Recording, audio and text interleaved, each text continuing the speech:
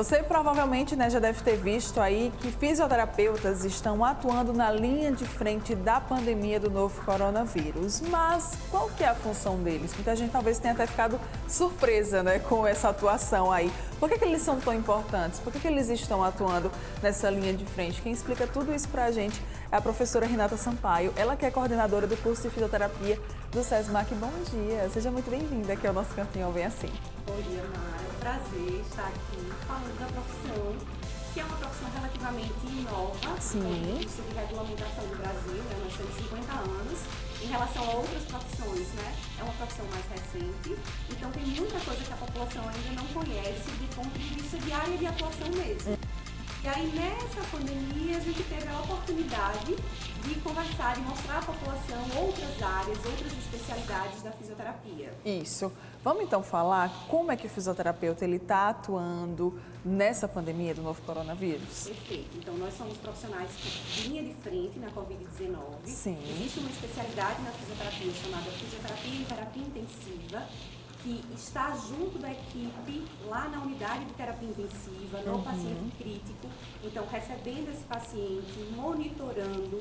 A gente sabe que a Covid-19 tem uma questão toda do sistema respiratório, comprometimento pulmonar, não só isso. O microfone para a gente escutar melhor você. Outros sistemas também, mas é um paciente que vem com um comprometimento pulmonar importante e aí com esse comprometimento há a necessidade de se estabelecer aí uma ventilação mecânica, ajustar parâmetro. Então o fisioterapeuta está lá dentro da UTI fazendo a mobilização desse paciente, prevenindo algumas complicações que podem acontecer. Quais são essas complicações? A gente está vendo muito isso, né? Da doença trazer complicações. Quais que são? Então, a gente tem um comprometimento pulmonar importante, né? Então, a gente viu que muita gente procurou aí um oxímetro, que é aquele aparelhinho, né? Para medir essa saturação, para ver como é que está. Então, esse pulmão fica comprometido, essas trocas gasosas, há uma dificuldade respiratória, a gente chama de dispneia, pequenos esforços. Então, há necessidade de recuperar essa função.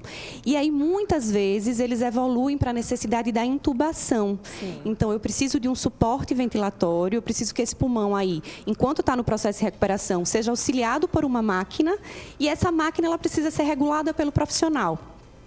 Como eles ficam muito tempo, geralmente, nesse processo de hospitalização, existem outras consequências causadas pelo imobilismo. Então, a gente pode ter uma trombose venosa profunda, a gente precisa dessa mobilização. Então, apesar de ter entrada no sistema respiratório, o vírus causa uma alteração sistêmica que leva a um declínio na capacidade funcional. E aí nós vamos ter uma atuação nesse processo de reabilitação dessa capacidade. Qual que é a diferença, Renata, entre a atuação de vocês, por exemplo, na internação e na UTI? Perfeito. Então, na UTI a gente entende que tem um paciente em estado crítico, que muitas vezes vai precisar ser intubado e nessa intubação eu preciso regular essa máquina. E aí eu preciso monitorar esse paciente para ele sair dessa máquina o mais precoce possível, quando ele estiver estável. Então, nós vamos participar do que a gente chama de desmame desse processo ventilatório. Então, retirar esse tubo, ele reaprender ali a respirar. Então, todo esse processo, né, desde a internação, quando institui essa via aérea artificial e quando ele sai. Então, quando ele recebe alta da UTI, ele também precisa manter essa capacidade. Ele precisa condicionar. Uma coisa que a gente viu bastante é que eles perdem muito massa muscular. E aí essa perda de massa muscular é do corpo todo, mas é também de músculo respiratório. E quando ele vai para o quarto, quando ele volta da UTI, ele precisa, para fazer atividades que a gente considerava antes habituais, como tomar banho, como mudar de posição na cama, caminhar pequenos esforços. Então, a gente precisa estar juntinho ali. Ajudando, né? E quando ele recebe alta também do hospital, né? Então, muitas vezes ele ainda vai precisar continuar esse processo de reabilitação. E aí eu acho que vale a pena a gente conversar sobre uma possibilidade que o Conselho nosso, né, estabeleceu nesse período de pandemia, que é o uso da tecnologia para assistência, né? A gente vinha conversando, a telesaúde é uma realidade em alguns países. No Brasil, isso é mais novo. Na fisioterapia, nós tínhamos uma proibição e agora, com a pandemia, houve, né, desde março, nós estamos autorizados a fazer essa teleconsulta, que nada mais é do que uma consulta registrada por um profissional, né, autorizada pelo Conselho, e também o telemonitoramento, pacientes que já estavam em fase de reabilitação e que precisam dar continuidade.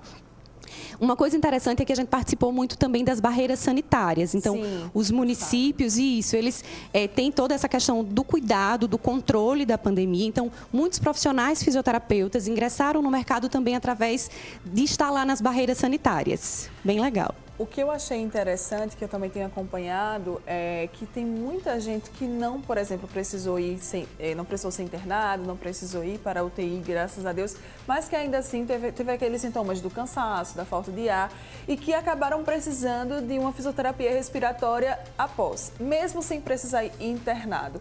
Isso realmente, de fato, aconteceu? Vocês também ajudam nesse período? A gente teve uma procura muito, assim, a gente chamou o paciente que estava em vigilância domiciliar, né? Então, ele estava em casa, ele foi diagnosticado, testou positivo, às vezes nem teve o teste positivo, mas tinha toda uma sintomatologia. E aí a gente, sim, com a instituição, ou do atendimento presencial em casos emergenciais, ou através da teleconsulta.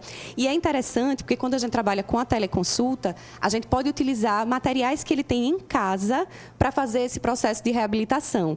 Vou dar um exemplo, um cabo de vassoura é excelente para a gente fazer exercício de mobilidade. Então, a gente consegue, através da orientação profissional, para isso não gerar um desconforto maior, monitorar, instituir alguns aparelhos de incentivo respiratório, orientar em relação a alguns alongamentos que são feitos, porque com o cansaço, com a dispneia, a gente sobrecarrega essa musculatura respiratória. Então, há toda uma necessidade de adaptação e isso aconteceu por muitas vezes. Você, professora, coordenadora, né, do curso de fisioterapia do SESMAC, poderia falar para a gente como é que foi esse período de pandemia para vocês, para os alunos, essa questão também, né, de aula, né, online e à distância, como é que foi toda essa experiência? Um grande desafio, né? Nós tivemos que nos reinventar e, enquanto profissionais da fisioterapia, desenvolver novas habilidades e competências, né? E o uso da tecnologia para a gente tem sido excelente. Então, nós tivemos a suspensão das aulas, usamos hoje uma plataforma e aí, nesse período de pandemia, a gente está mostrando também para o aluno o quanto é importante a profissão escolhida, né? Então, eu tenho muito orgulho de dizer que somos profissionais da linha de frente, que atuamos também em outros níveis de atenção, na atenção básica, lá na estratégia da saúde da família, nas clínicas especializadas, nos consultórios e nos hospitais. Então, é muito bom que a gente tenha um espaço para falar da importância do fisioterapeuta no âmbito hospitalar. Pois é, que eu acho que muitas pessoas nem conheciam ou nem sabiam, né, também dessas áreas de atuação da fisioterapia. É claro, né, a pandemia ela não é algo bom, jamais. Somente aqui no Brasil, né, a gente já teve aí mais de 100 mil mortes que já foram contabilizadas, 100 mil vidas que se foram, mas os profissionais da psicologia, eles sempre falam para a gente tentar ter um olhar positivo, mesmo quando tudo, né, ali tá dizendo o contrário para a gente. Eu acho que uma das coisas positivas que a pandemia pode ter trazido, por exemplo, para a fisioterapia foi esse olhar mais carinhoso da população, né, o olhar mais atento para a atuação desse profissional. Perfeito. Então, a importância da nossa profissão, ela teve aí, né, essa visibilidade. A gente vinha conversando que a característica da nossa profissão é um crescimento em meio a situações de adversidades, né? Então, historicamente, nós começamos a reabilitar os mutilados de guerras, né? Os amputados, depois nos surtos de doenças como a poliomielite e agora na Covid-19, pensando sempre que é algo que repercute sistemicamente. A gente não vai pensar só no sistema respiratório. A gente vai pensar que eu tenho uma alteração da capacidade funcional. Então, é um paciente que vai dizer assim, olha, eu estou com dificuldade de realizar o que eu fazia todo dia, que é tomar meu banho, que é caminhar. E quando a gente vê que é um paciente que já tem um fator, a gente viu muito o comprometimento nos idosos, né? Então, o idoso ele já tem uma alteração, geralmente ele já estava em processo de reabilitação e com a Covid-19 isso se acentuou. Então, não dava para parar, a gente tinha que ter uma estratégia também de continuidade de assistência. Muito bem, tá vendo, gente? Olha aí, esses profissionais que estão atuando na linha de frente e que têm exercido um papel fundamental, principalmente na recuperação das pessoas, né, que tiveram a Covid-19. E nada, para a gente fechar, vamos deixar então uma mensagem aí para o pessoal, caso você de casa talvez esteja até precisando, viu, de fisioterapia respiratória, procure ajuda. Joia, então eu queria agradecer pelo espaço e dizer que sim, a gente precisa procurar, né, cuidar da nossa saúde. Acho que a pandemia trouxe essa necessidade também da gente olhar para o nosso corpo, da gente sentir de repente o que é de ordem psíquica, o que é de ordem física, como foi bem falado anteriormente.